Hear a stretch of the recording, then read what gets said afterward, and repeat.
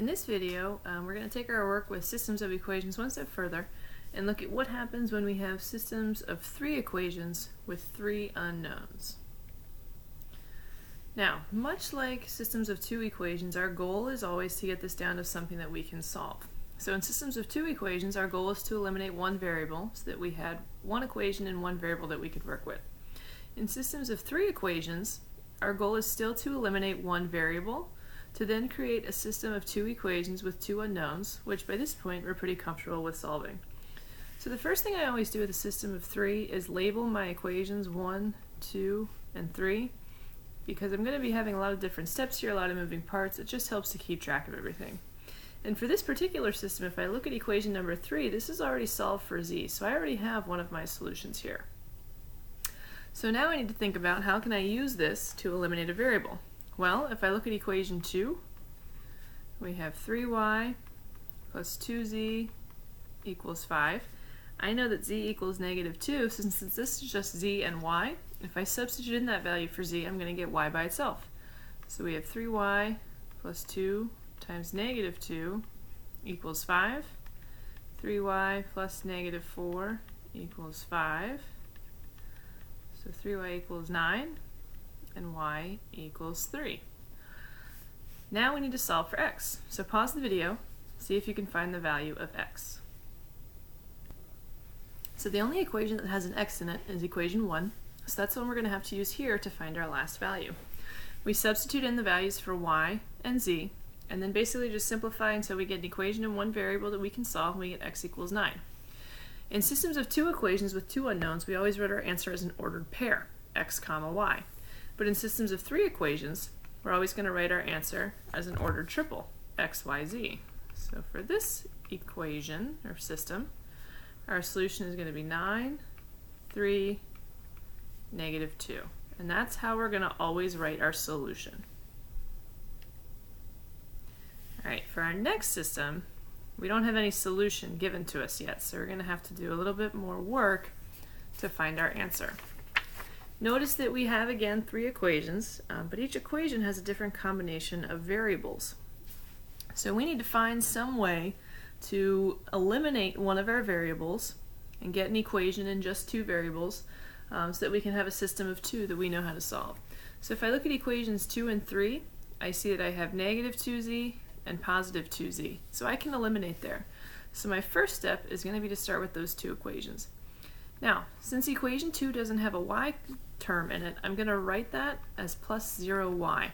This just makes sure that all my terms line up when I go to eliminate so that we don't forget anything. And then in equation 3 we don't have any x terms, so I'm going to write +0x plus 3y plus 2z equals 8. And this is equation 3. Now if I add these two equations together, I'm going to eliminate z. So we're going to end up with x plus 0x is just 1x, 0 plus 3 is going to be 3y, and then we're going to have 12. I'm going to call this equation equation 4. So now I've created one equation in terms of x and y. If I look back at my system, equation 1 is also in terms of x and y. So I can use those to solve for one of the missing variables. So if I take a look at my system, we have equation 1, 4x plus y equals -7, and my new equation 4, x plus 3y equals 12. And if we want to solve this one, say I wanted to eliminate x, I'm going to multiply my bottom equation by 4. So we have 4x plus 12y equals 48. And up top we still have 4x plus y equals -7. Now if I go ahead and subtract, y minus 12y is going to give me -11y, and -7 minus 48 is going to give me -55, so y equals 5. So all we did there was use two of our original equations to eliminate the variable z and create a fourth equation that's just in x and y. Because I was already given an equation in x and y, I can use these two equations together to create a system of two equations with two unknowns that I then know how to solve. So now that you've got the coordinate for y, go ahead and pause the video, see if you can figure out the values of x and z. Alright, so we can substitute our value for y into equation 1 because that's in terms of x and y. We get x equals -3. And then once I've got both x and y, I have lots of options for which equation I can use to find z. So we can use either 2 or 3. I went with 3 here. I plug in my y coordinate of 5, and I have with z equals -7/2. So my final answer is going to be that ordered triple. So we have x equals -3, a y value of 5, and a z value of -7/2. So this would be our final answer for this system. In this system, now we kind of put it all together. We have 3 different equations, and each equation has all 3 variables. So this one's going to be a little bit more involved, but we're still going to follow that same process as we did before. See if we can get 2 equations down to 2 variables, and then solve that system of 2 that we know how to do. So if I look at my equations carefully, I see that in equation 2, I have -6z, and in equation 3, I also have -6z. So that's a good starting point for me to use elimination to get an equation in terms of x and y. Now, you don't have to start here. You could start somewhere else if you wanted to.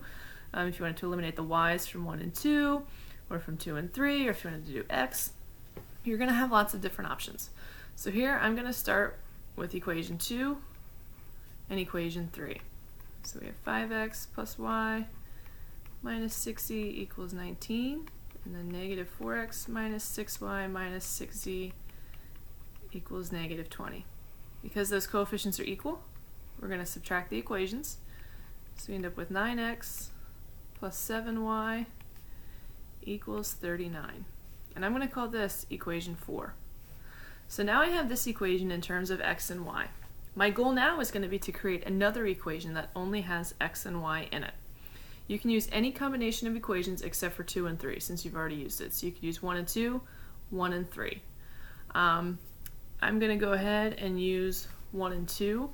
We need to eliminate z, and unfortunately we don't have anything else that equals out to eliminate nicely right away, so we're going to have to do a little bit of multiplying here. So if I use equation 1, we have -6x minus 2y minus z, not 17, minus z, oh yeah, equals -17, and then equation 2 is my 5x plus y minus 6z equals 19.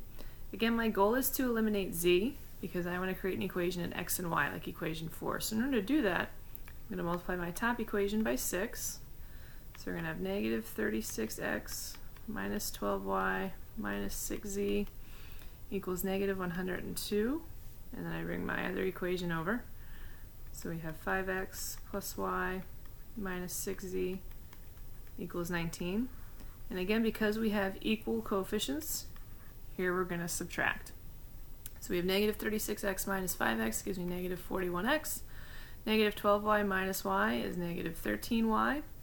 And then -102 minus 19 is -121. And this is equation 5. So now we've successfully created a system of just 2 equations with 2 unknowns. My first equation here has x and y, and now I have x and y here as well. So now what I'm going to do is use equations 4 and 5 to create a system of 2 equations, 2 unknowns, and solve that, which at this point we're pretty confident with what we're doing. So I'm going to get this set up here. So now my 2 equations I'm working with are 9x plus 7y equals 39, and -41x minus 13y equals -121. Even though the numbers are a little big, the process for solving this system of 2 equations still remains the same. For this one, I'm probably going to want to use elimination, but it's up to you whether you decide you want to eliminate x or y. So go ahead and pause the video and see if you can solve this system of 2 for x and y, and then use those answers to find the missing value of z. Alright, so we've got our system of 2 equations. We want to solve that using elimination. I decided to eliminate the y terms, so I'm looking for the least common multiple of 7 and 13, which is 91, and we just get that by multiplying the numbers by each other. So I multiply my top equation by 13, my bottom equation by 7, we end up with x equals 2. Then we can substitute that value back into either one of the equations we just worked with, and we get our y value of 3. Then I can substitute those x and y coordinates into any of the 3 original equations. I opted for equation 1, and we get our z coordinate of -1. So our final solution is going to be the triple. We have 2, 3, -1.